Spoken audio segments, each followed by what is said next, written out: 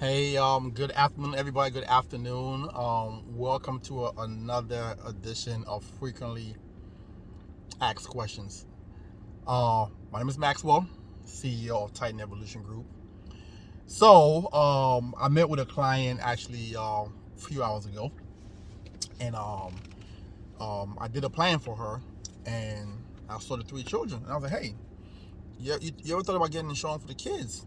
And she said, "Well, why would I get insurance on my kids?" And I said, "They're kind of young, right?"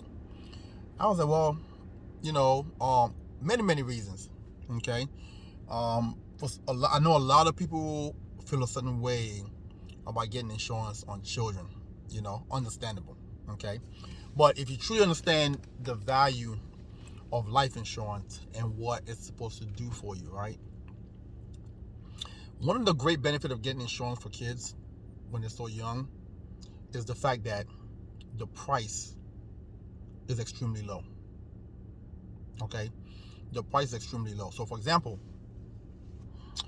you can possibly do just an example, a policy for a child who, let's say, is 4 or 5 years old, for 200,000 for under $50. Now that same 200K for an individual who's, let's say, is 30 years old might be $100 something a month, maybe almost two. Okay, that's one. Two, there's only one type of policy you can actually do for children, which is going to be a permanent policy, like a whole life, for example. Now, those policies end up growing cash value over time. Okay, so if you understand the power of money, okay, money grows because of time and interest. That's how money grows. So when they are young, okay, and you starting up and investing for them at an early age, you talking about by the time they're like 56 years old, you could have set them up for life. So pretty much, for example, 4 years old, you start a policy for the child, and you put in, let's say, $50, for example, okay, and that child now becomes of age, let's say 25 years old, 30 years old, and you now transfer the policy over to the kid. Hey, take this over. This is how much I'm putting into the plan and things like that, right? And you could take it over, okay. Now, all those years of accumulation, okay, you've transferred massive amount of money to the child. Now the child takes it over, and option one, continue to make that same premium until they get old or whatever. Or option two, the child really understand the product and say, hey man, I could dump more money into this plan and start to save for my future. Okay. Now that child is now creating massive generational wealth inside the plan. Okay. Now the next thing is this, which a lot of people don't consider. One of the best ways to save for your child college is through a life insurance policy. So let me explain to you. Again, you take a whole life or universal life, for example, and you're funding it for your child, okay? And you're funding, let's say, for example, let's say your main goal is for college, to save for your child, and you're putting $100 a month away for this child, for example, right? Let's say the child is age 1, okay, and you plan on saving for the next 18, 19 years for this child, okay? One of the most valuable things about these plans are when that child becomes 18 years old and you're filing for college scholarships and grants, you don't have to disclose the money inside the life insurance policy, because life insurance is technically considered not an asset. So for some of y'all who went to college, right, you remember when you're applying for grants and scholarships, you have to fill out what? A FAFSA form, right? And in that FAFSA form, you have to list all income, all money that you have. And I mean the parents, because obviously they're the one, applying for you and things like that, right? And you have to list your savings account, your CD, your 401k, mutual funds, whatever. So literally, you could have 200 grand inside a life insurance policy, and you don't have to list it. Now, Some people say, well, I could open up a state college plan for my child. Like, where I'm at over here in Maryland, it's called a 529 plan, for example, right? Yes, you can. But here's the thing with that. Again, when you fill out your FAFSA form, you have to list that money. Now, what does that do?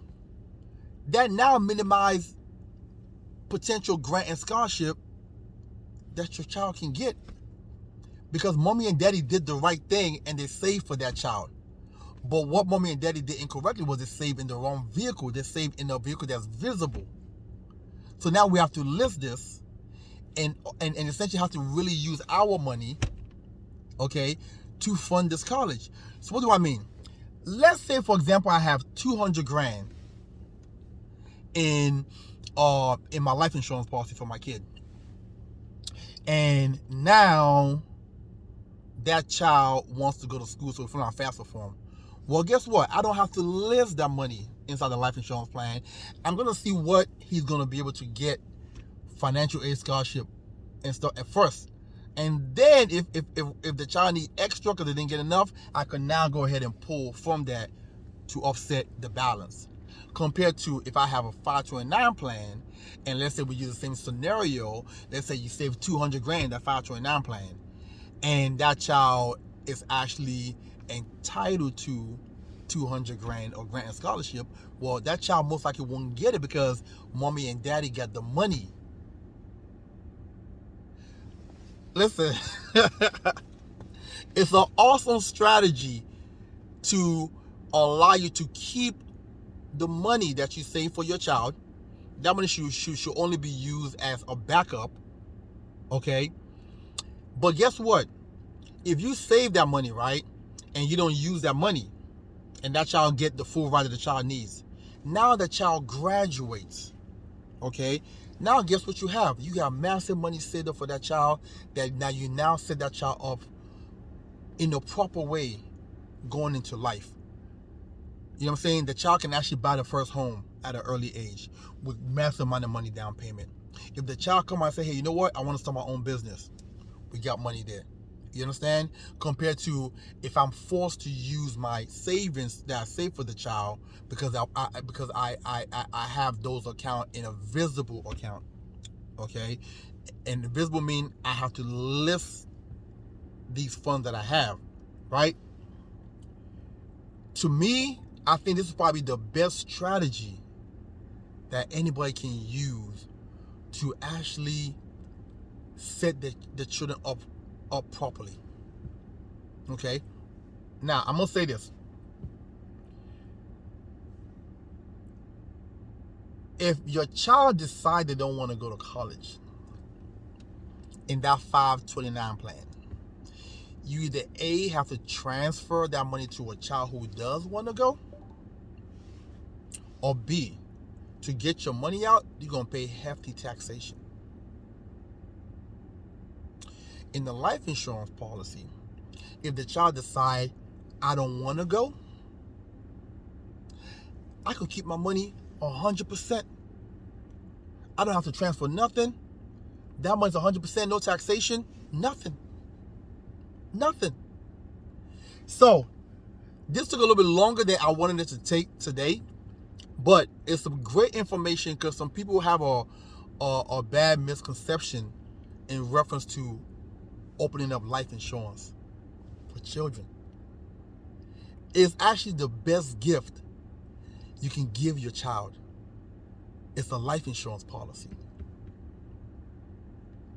You guys have a wonderful and blessed day. If you have any questions on this strategy, give me a call, inbox me.